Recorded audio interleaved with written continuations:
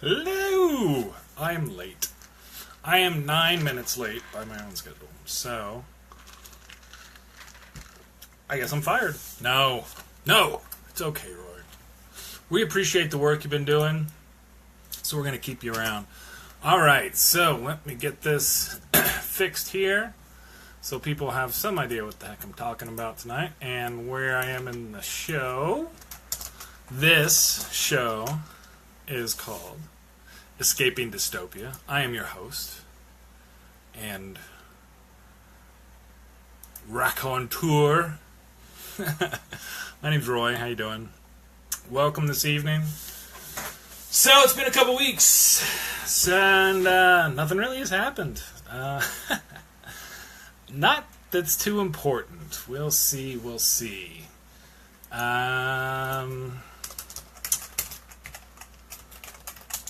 I have one more thing to talk about, so I have to write it down for a moment. Something else isn't happening, so the fact that it's not happening is almost news. So we'll see how that goes. For the rundown for this evening and the last couple weeks, kind of some of the big coverage stuff. You got the Clear Collusion. This is strange. This new chapter that we're in here in our country. I'm going to go a little bit over more about the Modern GOP and preach to the choir.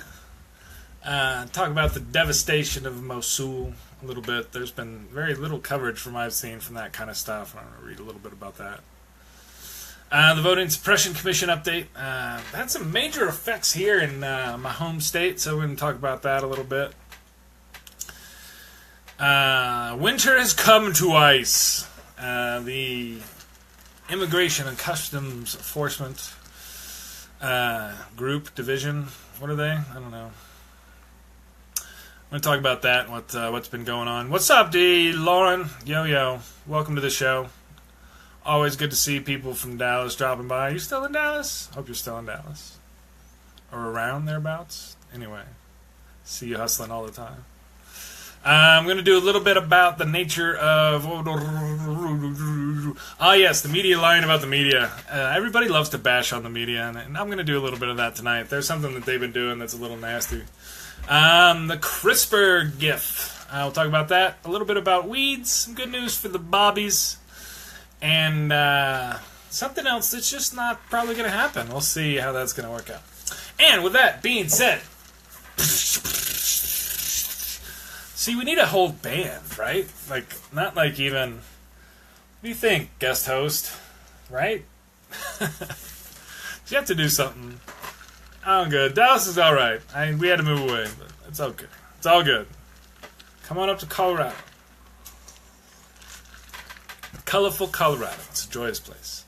To continue our show. So, you get...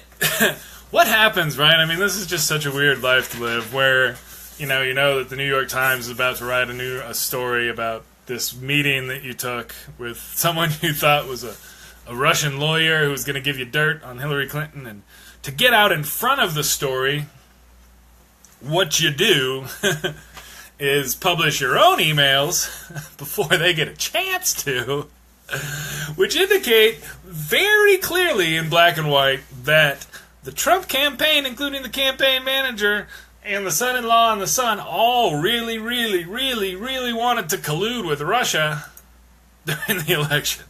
Now, this has been really strange, I gotta say.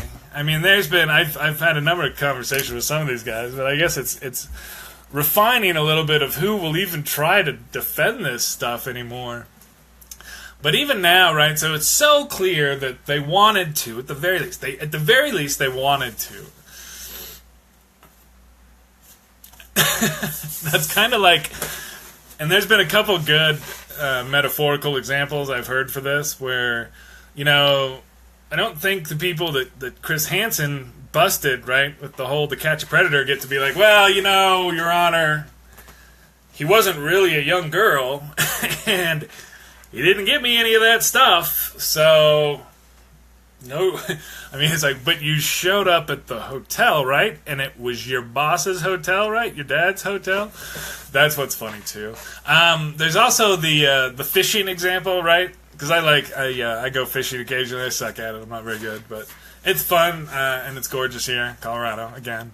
So, if I go fishing, right, and I get on my pole and I take the bait and I go to the place where I know the fish are going to be, and I just don't happen to catch any fish that day, I still went fishing. And if I'm trying to work with the Russian government to get information on Hillary Clinton, and they end up publishing damaging information on Hillary Clinton, So we're there. It's really, really pretty wild. It's hard to really kind of understand a little bit of what's going on here, because there's a certain segment of our population that is, oh yes, it's obvious Hillary did something wrong in letting those people come in the country to talk to them. Like, what?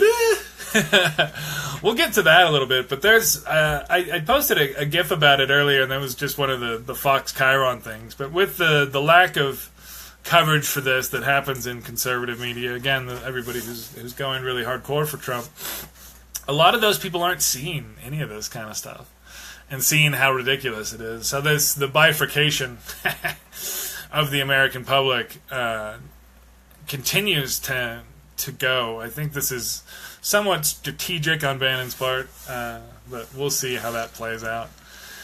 But yeah, so we saw it this week that they did this. They wanted to do this. Now, there's a number of details, and I can go into a little bit of background on the two people that were there, I guess, right, from my understanding, right? There was the one lady who has done a lot of work for essentially the Russian government, right? Because you have the oligarchs and their families, and they're the ones who are targeted by this law that she's been trying to get overturned. This other guy, I guess, was a former KGB agent, now turned lobbyist, whatever, maybe, go between. This is, and apparently there were some documents that were exchanged during this meeting. And this is and there was the other thing too, right? So, President Trump Putin tweeted out that day that he was going to have this big speech about the damaging information from Hillary. It never happened, of course. So we had it. We saw it. This is kind of marking that point in time where we've kind of crossed over that line, right? Where we have this clear intent. For a lot of these kind of laws and a lot of this kind of stuff, intent is very, very important. That's what gets you. That's the difference again between the manslaughter and the murder, right? It's the intent that you wanted this thing to happen. So, there's been, I'm not going to run through all the deflections and whatnot that we've heard, and we'll move on to some other news from the last couple of weeks, but it's very strange. And so again, just there needs to be a lot of patience, but still, I think eventually it's going to take, if it's not going to be a legislative solution, right, which can't happen until at least next year, past November, moving into 2019 when they get seated, it's going to take a mass movement. The Rogue POTUS actually, one of the good Twitter accounts to check out if you're into the kind of the conspiracy, not quite the conspiracy stuff. I think these are some of the leaks that they don't like, but again, the idea being that when the president leaves the country, the protest is so large and encircling the Capitol and the White House that he cannot return to it, and as such has to abdicate power. This is what you got in South Korea and other places that have effectively done this. You just kind of have to shut stuff down and do so peacefully. So anyway, moving on to that a little bit. While he was out of the country, one of the big speeches he gave was over in Poland, which has a increasingly difficult government from the freedom side.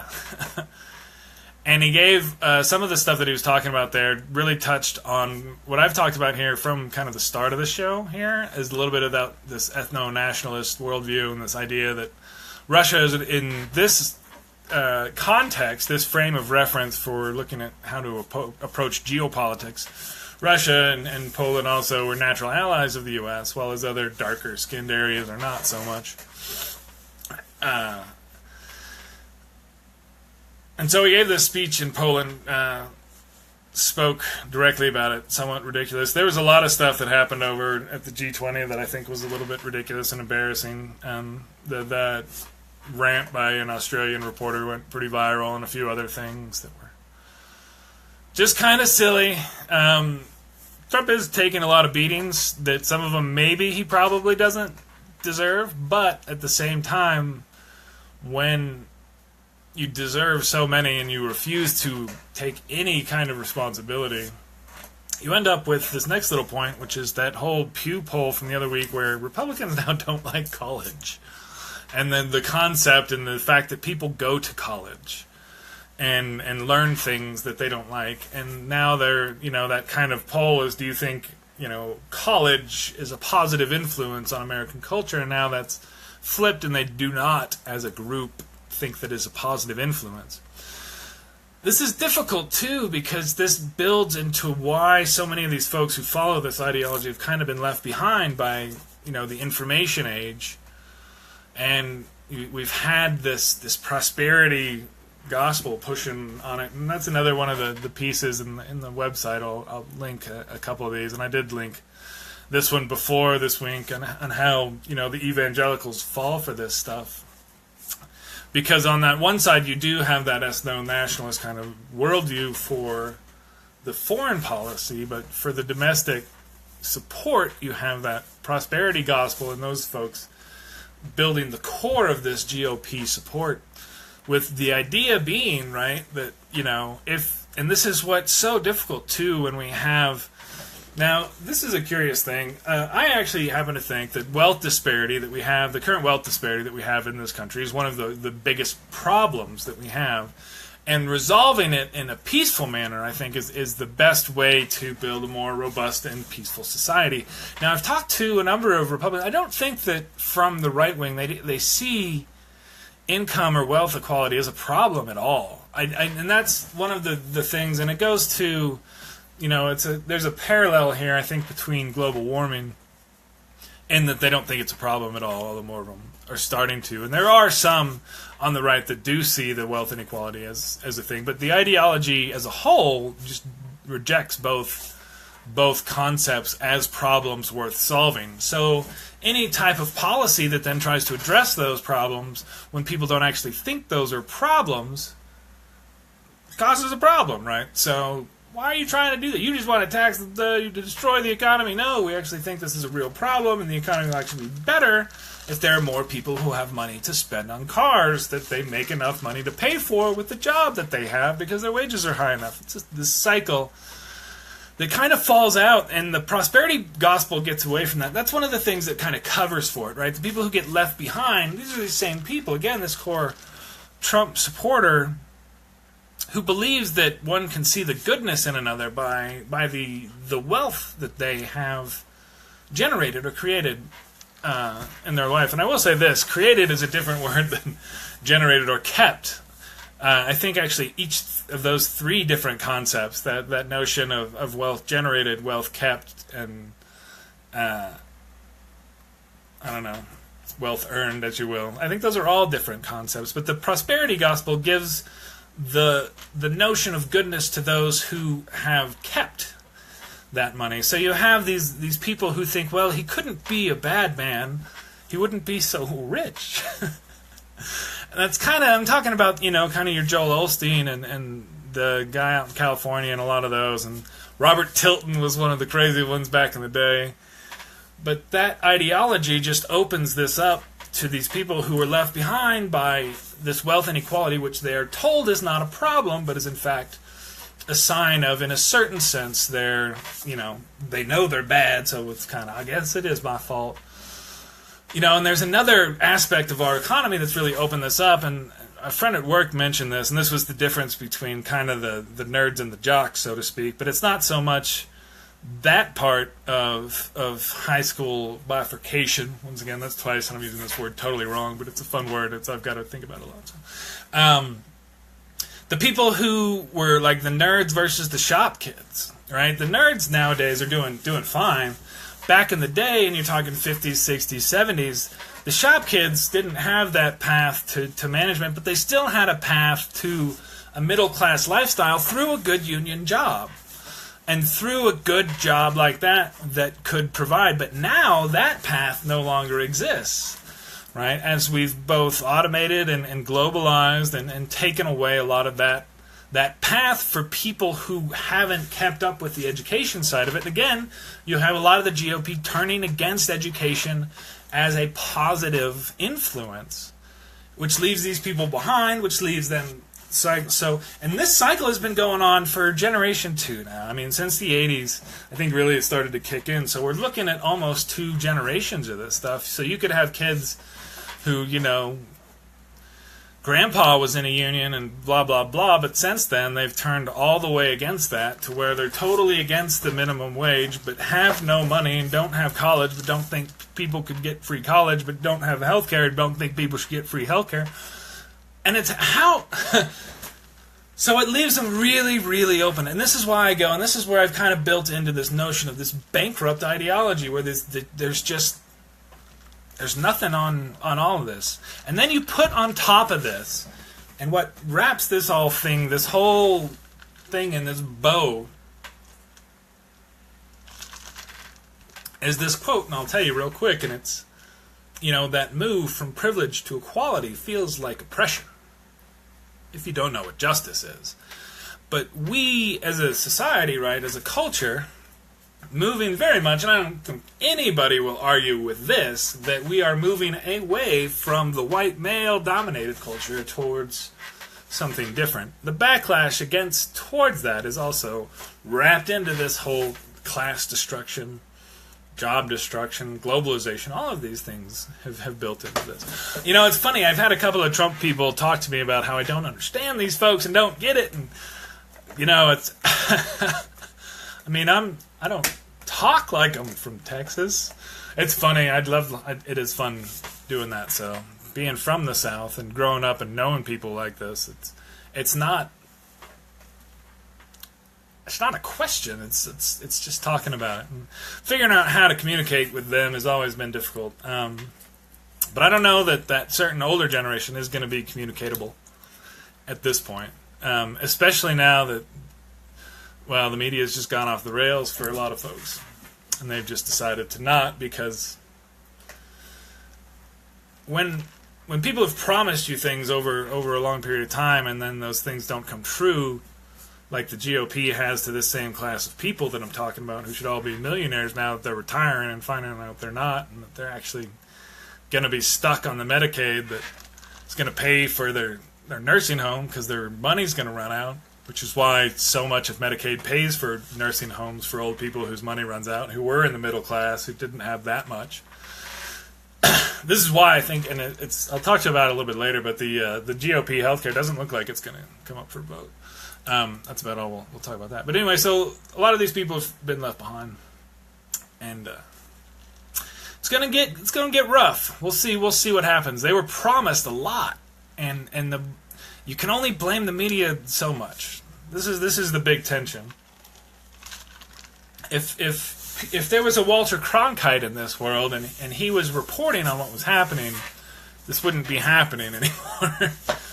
But we don't have that right now.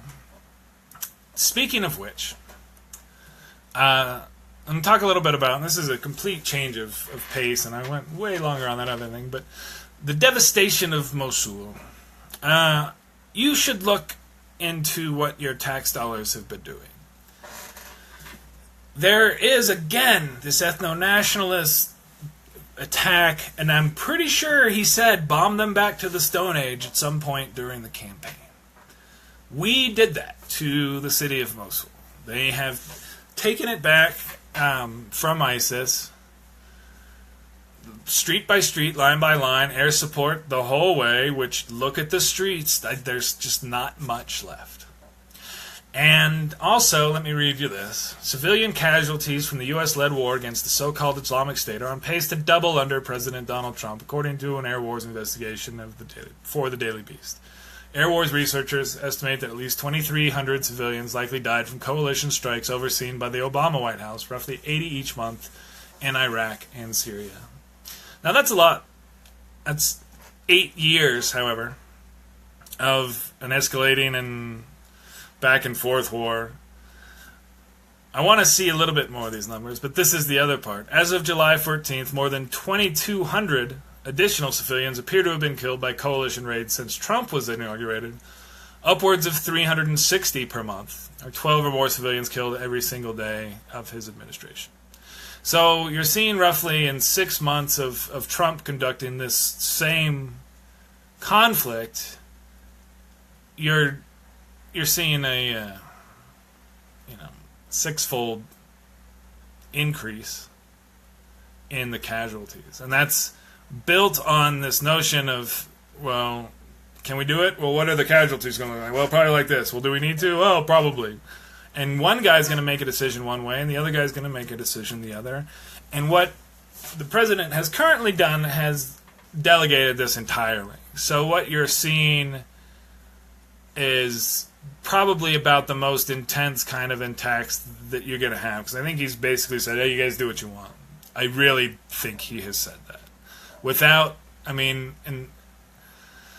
So they did it. So they bombed the crap out of Mosul. It's gone. They've pushed the Islamic State now back to the desert for the moment. So what happens now there is that the Iraqi government has to step in and provide services and pick up the trash.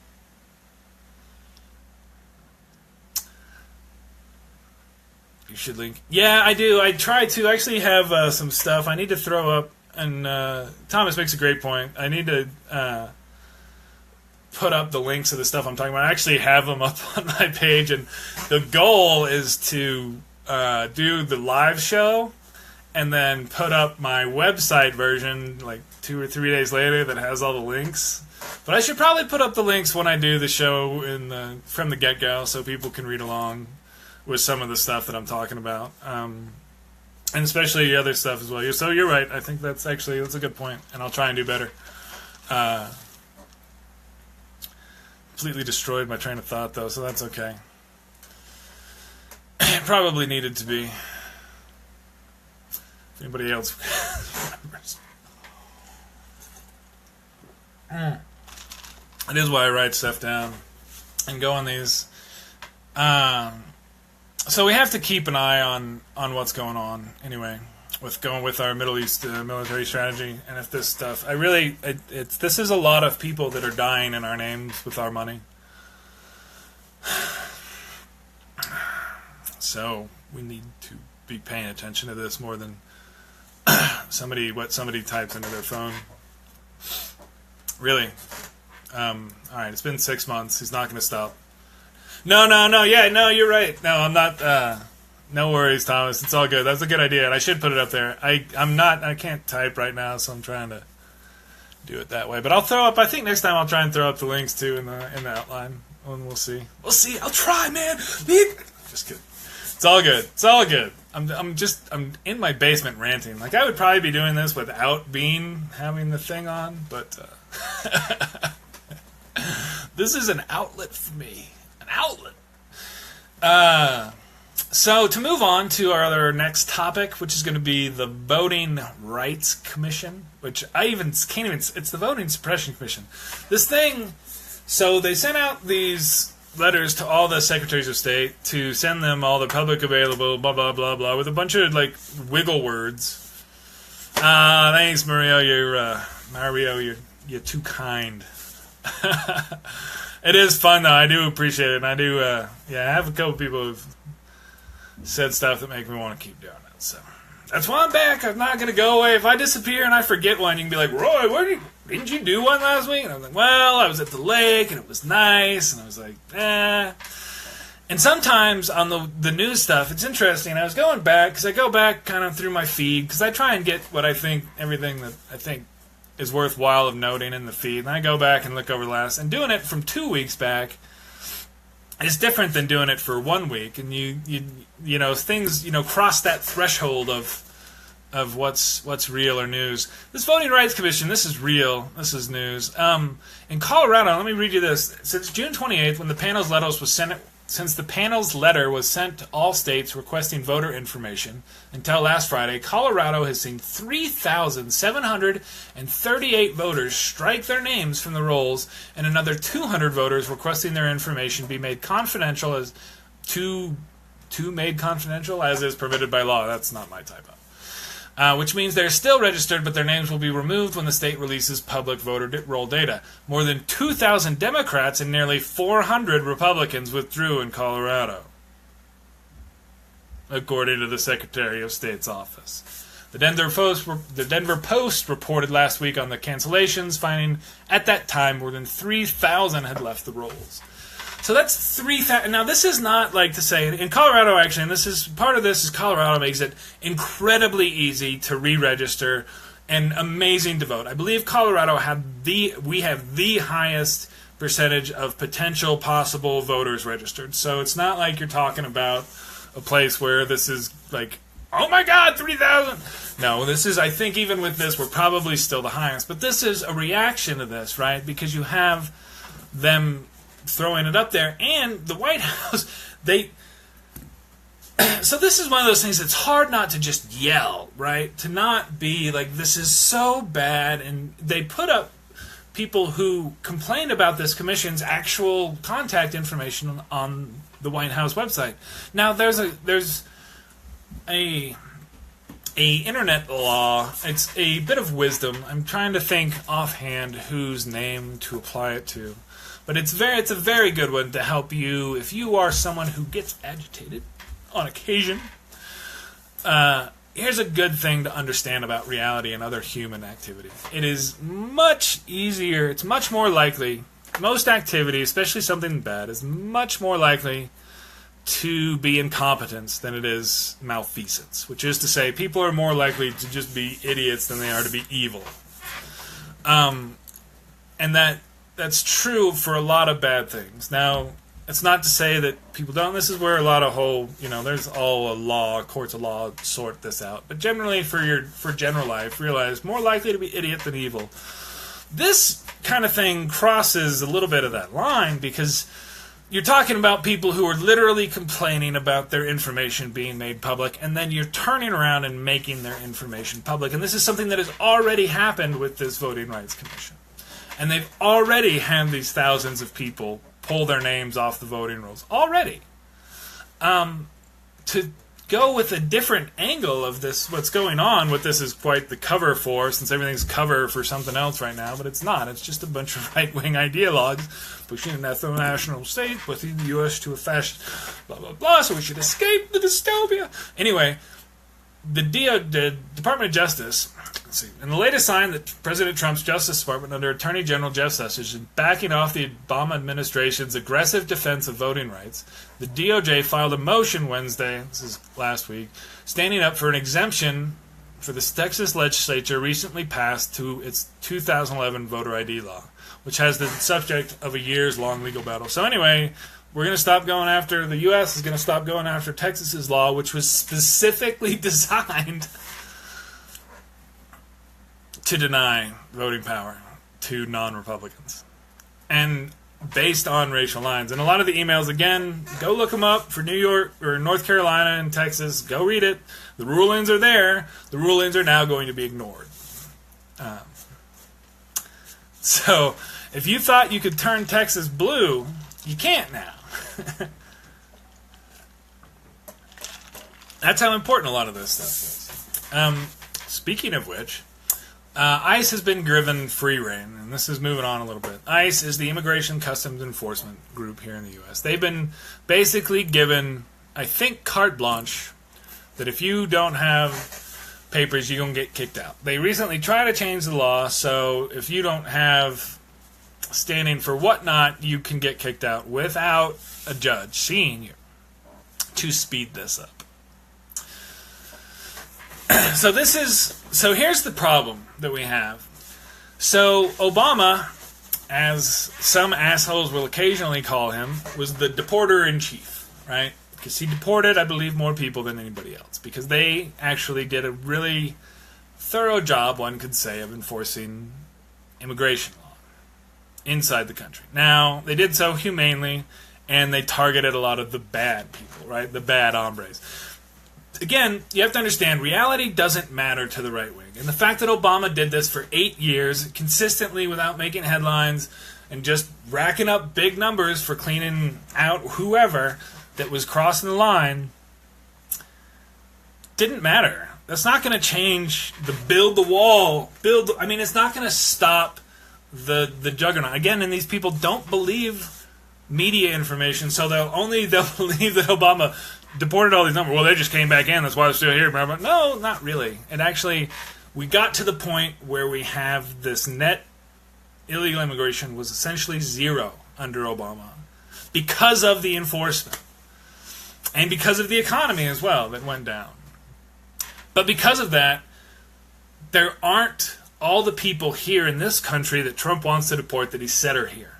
So they're going to have to go after anybody and everybody they can to try and make the numbers he said. That's why it's going to get really nasty. And that's why they're now already, this is 6 months in, not 4 years in, right? It's not like somebody's going to just, let's go to the U.S., this would be a good time. Now's not a good time to try this. And there is that deterrent. If you want to give credit for that, you can. Because who the fuck wants to come to this country right now? So that does have an effect for anybody who's actually aware of and looking for a better place to live. It's not happening.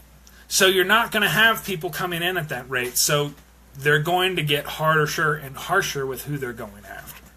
And there was, of course, remember the whole bad hombres thing, was the idea that we would prioritize particularly bad people. Well, that's not happening now. And they've already moved beyond that.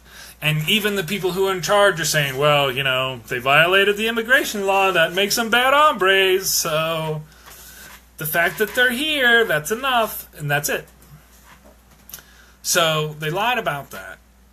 And we'll see how much that's going to hit, because this has happened, and I've seen a number of news stories where this has happened in communities where people who are good considered, and there are people that exist that are widely considered to be good people. Not all of them have their documents, and we've read stories about them. It's not to say that everybody blah, blah, blah. Anyway, there's good people out there. Doing this is wrong, and they're going to have to keep doing it. It's going to get worse. Got to keep talking about it, because it's news. It's important. All right, so, one quick thing, because I think we made our time, so I don't want to bore y'all, but, people are hanging out, so I guess I'll keep talking for a minute. There was a thing, this was actually from 11 days ago, so this is super old news. The way that ratings are calculated for our media, at least portions of it, not through the internet-connected media, where it's all through server logs, and they know exactly who's doing what to a certain degree. Anybody who actually does network infrastructure knows that that's a bit of a crapshoot anyway on how many people watched a particular video, and there's all sorts of caches and clouds and and downloads and whatnot. So anyway,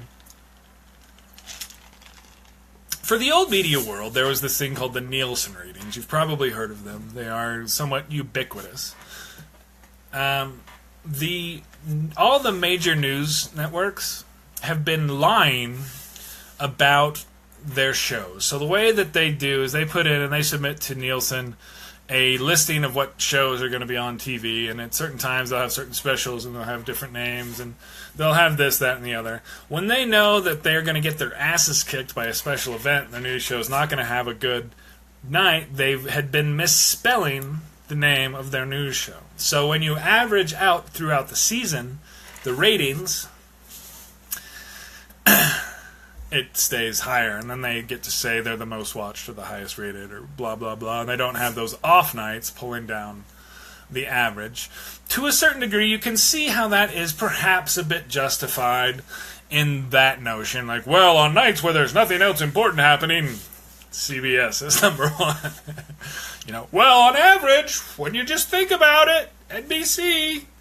You know, who knows what they're actually thinking. But this has been happening, and this actually came out.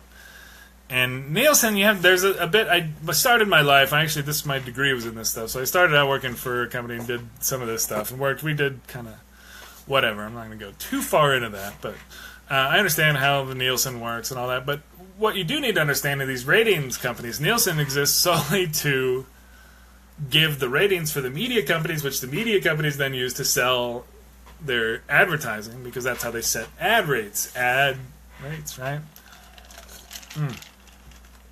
The ratings. That's why it's called ratings, because they set the rates for the ratings. That's why it's the same word.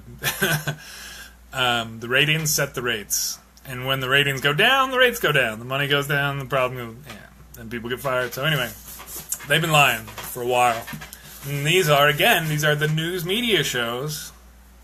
These are the ones who are the credibility losers. No Cronkites. No Cronkites. There's nobody that everybody trusts. Hence the fool. The loudest fool. Strides forth.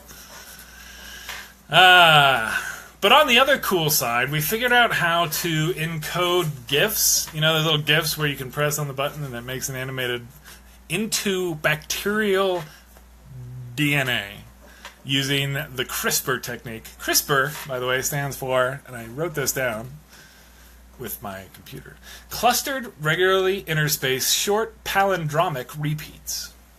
Now, the short palindromic repeats is important because essentially what it does is inserts into DNA these sequences that can then be cut wherever they show up. And that's why the palindromic part comes. If you ever want to figure out how RNA works, I've got a fun book for you to read. But that's how it reads the other side of it and then makes a copy, and when it hits certain things, it cuts. So what they can now do is put whatever, wherever, with this CRISPR technology. Again, I've mentioned this before in my show, and I probably will again. There's a decent chance that in 15, 20 years, you'll have high school and college science classes where you're doing genetic engineering using CRISPR. If we can escape the dystopia and don't let the Republicans destroy science. Again, this is where we're going. And real quick, since we're almost done, I learned, because I had to, about the word weed, because one of my children asked me where the word weed came from, because there were weeds in the yard, because I had let the dandelions get a little out of control, and I didn't know. And there's been an interesting thing, of course. You guys know about the bees, right? How the bees are all going away. And now that we're in the, can I say it? The Anthropocene? Is that correct? The age of the human?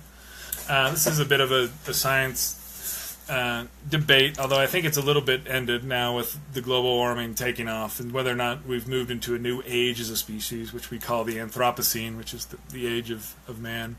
But this is an interesting word because the word weed comes from, I looked it up, the background. I'm not talking about the pot side. This is just like weeds in the yard. It comes from the word wade or wide, whatever, like the same word essentially in Old English. It's basically a plant that's not food or beautiful. So it's either not pretty or we don't eat it. So we call it a weed, and we kill them with poison. But that's it. That's the whole thing. It's like, is it a pretty flower? No. Can we eat it? No. Get rid of it. I think we're learning a little bit more, of course, that's perhaps not the best strategy as a planet. Now, for a lawn, I'm still not quite letting weeds take over my yard. But it's something that I think we need to, I don't know. Actually, all I think on this is it's kind of fun to learn that that's where that word comes from, and that's what weed means, is that it's not, you can't eat it, and it's not pretty, so it's a weed. It's not there for beauty or food. That's it. What it all means, man. And then finally, good news. Here in the the lovely state of Colorado, which I've mentioned a few times, you can see here behind me, on the other side of the wall, It's on the other side of the wall with the White Walkers. But in Colorado now, all babies that are born here get a little baby box that has stuff. They've been doing this in Europe for a while. It helps cut down on babies not becoming toddlers and stuff like that, and people not having babies that they want to. In Colorado, because of this and other policies, including more birth control for younger women, abortions have actually gone down quite a bit. In Texas, where they unfunded Planned Parenthood to get those sluts in line, teenage abortions are up. Because it turns out that doesn't help kids not have sex. And when they don't get access to easy birth control, that leads to more unwanted pregnancies, which, guess what that leads to? Come on, you guys can do a little bit of logic. So I'll let the conservative answer that question. Come on, wake up! I love to used to say that, and then woke became kind of a thing. And then I was like, I was doing this. Did you guys? Was it me? No. It wasn't. I'm not that hip. Not anymore. Maybe like 40 years. No. How? Alright. Thank you, everybody who dropped by to watch the show. Talk for a little bit longer tonight, but I missed a week, so that's what happens. We'll do another one of these, because it's always great when people stop by, and I don't want to shut up yet. So, everybody have a great week. Peace out. Love y'all. Night.